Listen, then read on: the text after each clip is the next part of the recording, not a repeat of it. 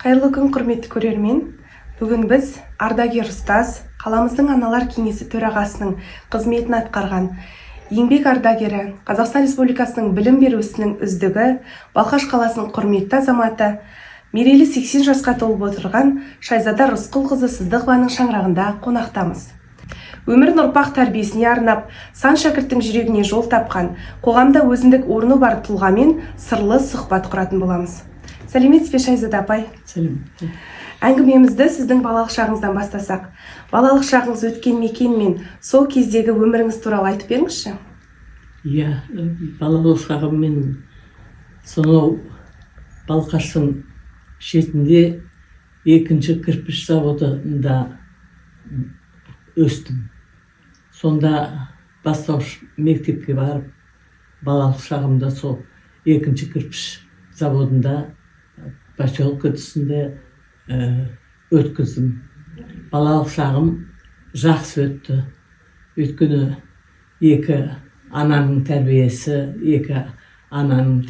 мені дұрыс жолға қойып, оқуға дайындап, өмірімді қызықты етуге барлық жағдай жасалғаннан кейін менің балалық шағым жақсы өтті деп есептеймін.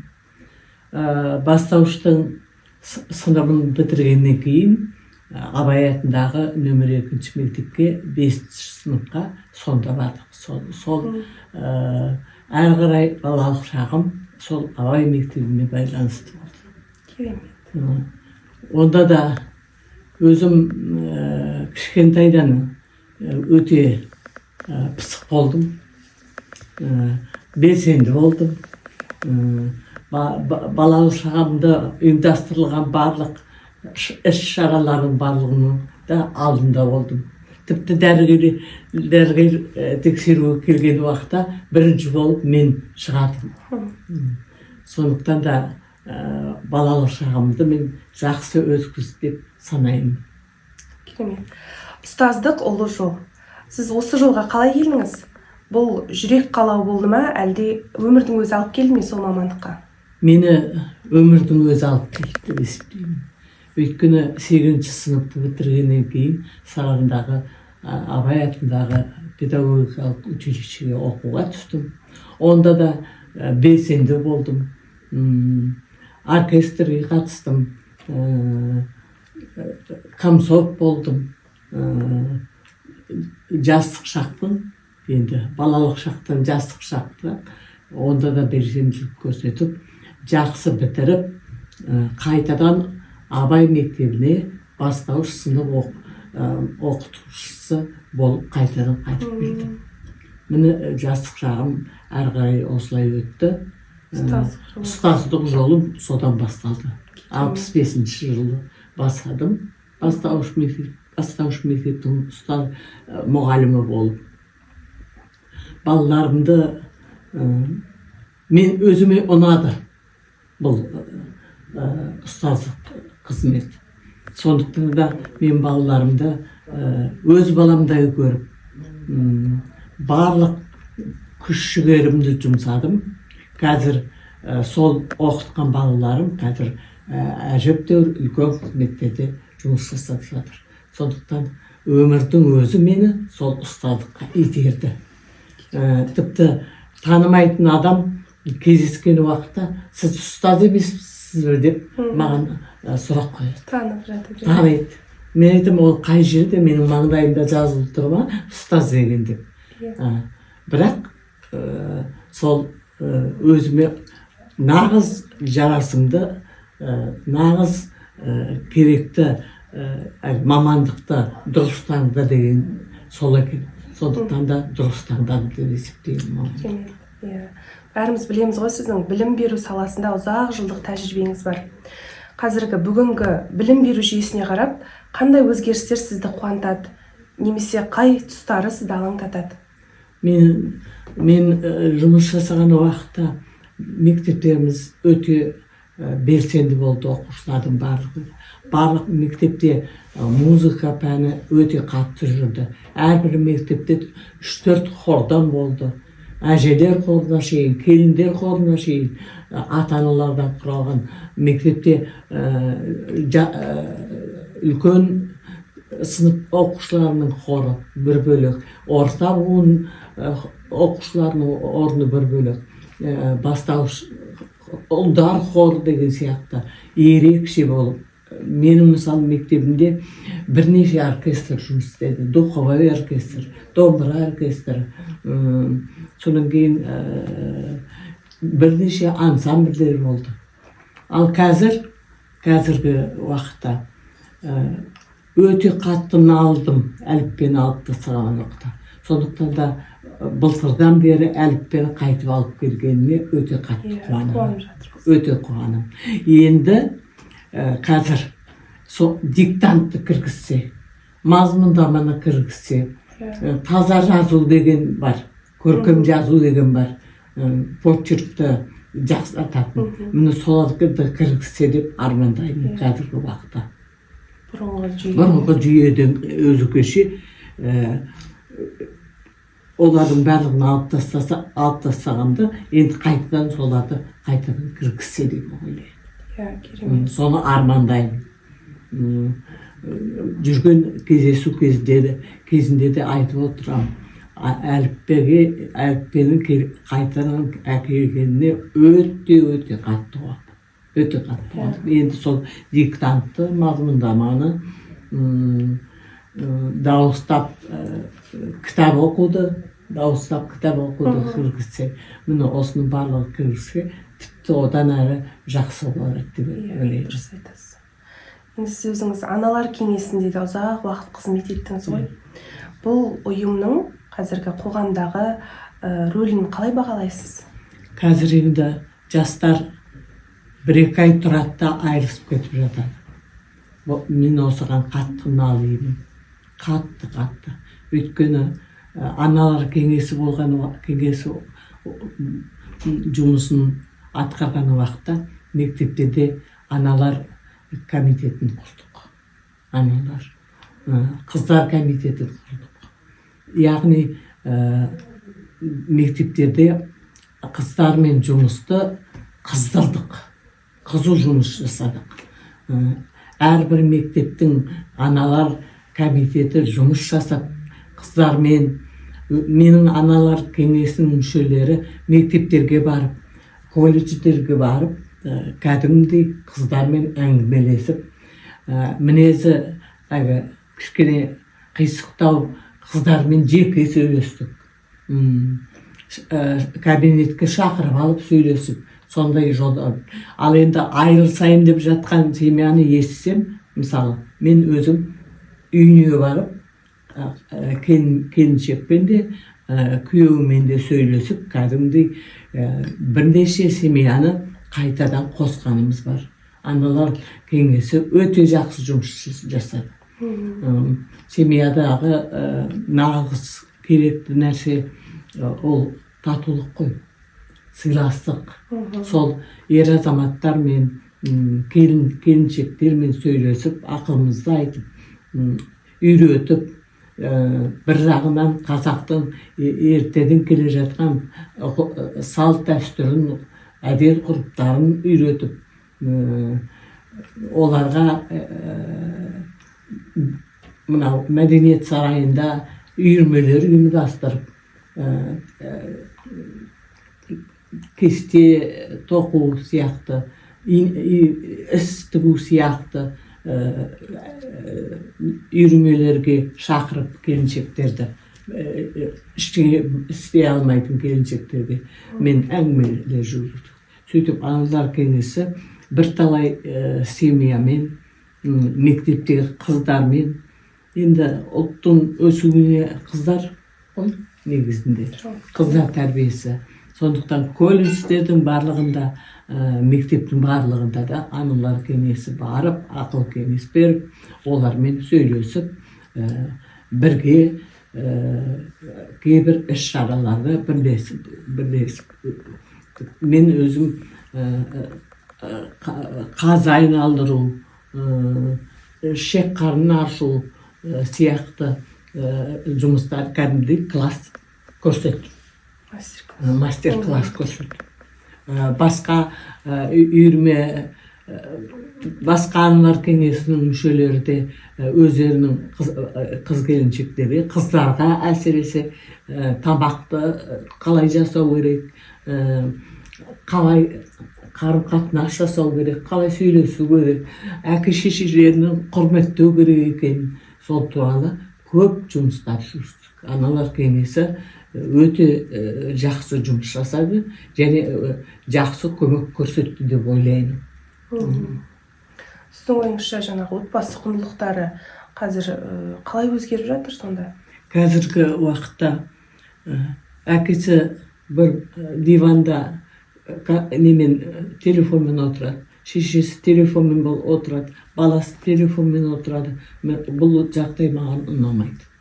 Қазіргі кезде телефонды бір уақыт, бір суббота күні мысалы сен бүгінгі беріп қойып, басқа күндеріне бермей, тек қана сабақ оқытып, ата-ана балаға көп көңіл бөлуге. Ал қазір ата-аналар балаларына көп көңіл бөлмейді. Қайта сол өздерінің керекті телефондарымен отырып, бала бетімен кетіп жатыр.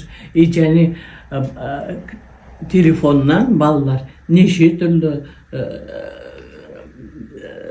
хабарларды көреді. Оны ата-ана қарап отқан жоқ. Ата-ана не көріп отыр? Кіммен сөйлесіп отыр? Соның барлығын ата-ана біліп отыру керек қазір. Қазір өте қиын заман. Өте қиын заман. Қазір телефон, компьютер үйретіп отыр балаларды. Ата-ана емес. Сондықтан ата-ана біліп отыру керек. Баласы қай тақырыпта көріп отыр, не істеп отыр, кіммен сөйлесіп отыр. Соны бақылау, қатты бақылау керек. Қазір. Балқаш қаласының құрметті азаматы атағын алдыңыз. Сол атақты алған сәтте сізде көбіне қай сезім басым болды? Қуаныш па, әлде бір үлкен жауапкершілік сезіндіңіз бе? Мен бұл атақты алған кезде өзіме үлкен жауапкершілік сездім. Өйткені Балқаш сазы құрдым, аналар кеңесінің жұмысын жүргіздім, ұстаздардың, ардагерлер кеңесінің төрайымы болдым. Осы жұмысты әрі қарай жалғастыру керек екен. Одан да артық жұмыс жасау керек екен. Одан да артық жастармен жұмыс жасау керек екен. Өзім солай түсіндім. Сондықтан да еңбегімнің ақталғанына әрине қуанамын. Өте қуанамын. Өйткені жастайымнан осы Балқашта тудым. Өзімнің оқыған мектебіме қайтадан ұстаз болып келдім. Осы Балқаш үшін барлық мүмкіндікті жаңа хор ұйымдастыру, 25 әже бар, 5 ата бар. Жыл сайын мінекей кеше Қарағандыға кетті. Ардагерлер ән салады деген фестивальға кетті. Жыл сайын фестивальға барамыз. Бүкіл Қарағанды облысының қалаларын тегіс алып шықтық.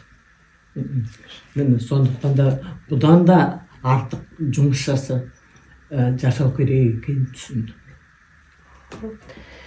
Өз өмір жолыңызға сүйенсек, сізге алға жылжуға ең көп көмектескен бойыңыздағы қай қасиеттеріңіз болды? Мен өзім анадан жалғыз тудым. Жалғыз болдым. Сондықтан ешкімге сенетін адамым болған жоқ. Барлық айтылған нәрсенің барлығын өзім орындадым. Сондықтан сенімділік болу керек. Батылдық болу керек. Сыйластық болу керек. Міне тұрақтылық болу керек. Және жауапкершілікті сезіну керек. Мен осындай қасиеттерді мен өзімнің бойыма сіңірдім. Жалғыз өскеннен кейін сенетін адамым болған жоқ. Сондықтан бәрін өзім жасадым. Осындай дәрежеге келгеніммен өзімнің қалай деп айтсам екен, ешкімге сенбедім. Сыйластықпен, батылдықпен бірден кірісіп кететін болдым. міне сондай қасиеттер арқылы өмір сүрді. Соны бұл қасиеттердің барлығын мен өзімнің 3 балама да бойына сіңірдім. Қазір үлкен қызым Қарағандыда Қазақмыс корпорациясында істейді. Одан кейінгі ұлым Астанада департаменттің бастығы болып істейді. Ал кіші ұлым Бишкекте 10 жыл болды. Снабжение мен логистика бастығы болып жұмыс жасайды. Солардың бойына еңбек ету керек екен. Мамандықты дұрыс танығандардан мақтан етемін.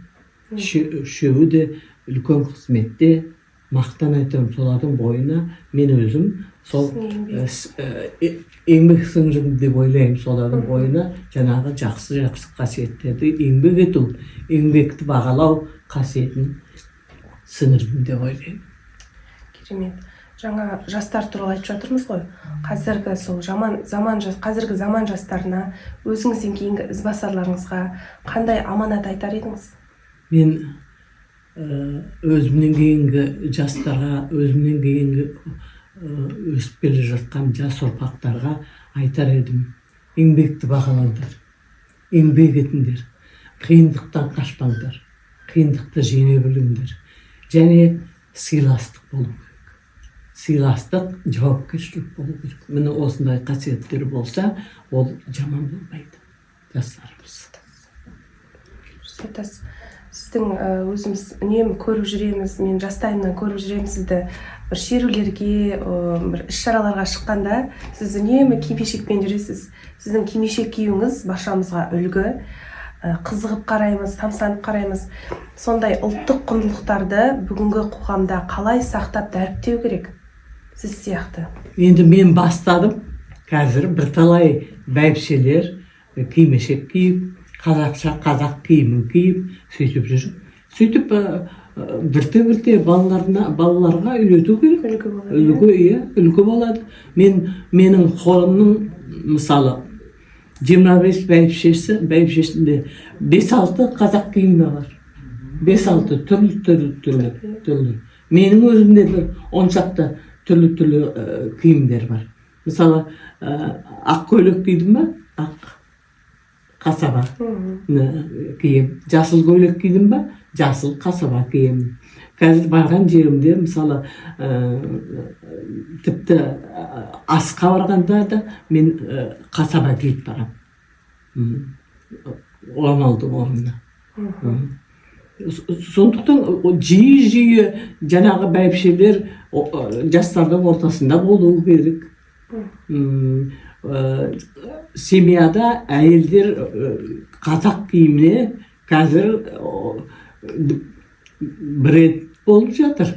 Қазақ киімін кию. Сондықтан жастар қазір енді сол сәнге айналу керек. Қазақ киімі өте әдемі. Қолға алып жатыр. Қазір үкімет те қолға алып жатыр. Сондықтан да келешекте көбірек киінеді. Қазақ киімін бренд қылып, қазіргі уақытқа сай тігіп кисе тіпті әдемі. Міндетті түрде бір мөлі болмау керек. Кәдімгі мына кофтаның өзіне бір жеріне ою тіксе, соның өзі әрі қарай балалар қызығып, жастар қызығып әрі қарай алып кетіп деп ойлаймын. Келешекте біздің қазақ киімі брендке айналады деп ойлаймын. Бүгінде мерейлі 80 жасты еңсеріп отырсыз. Осы жасқа келгенде өміріңізге қандай баға бересіз? Мен өміріме балаларды да оқыттым, еңбекті жақсы жасадым, қоғамға өте қызмет жасадым. Сондықтан да мен өзімді бақытты әйелім деп санаймын.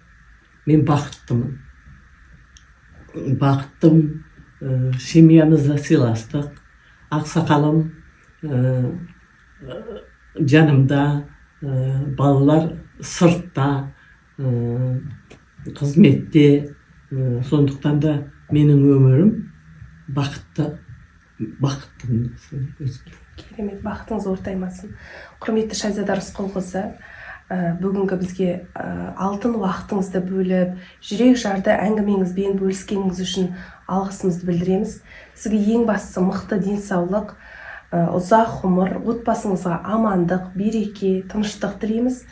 Әрдайым осындай көшбастар ел анасы болып жүре беріңіз. Рахмет.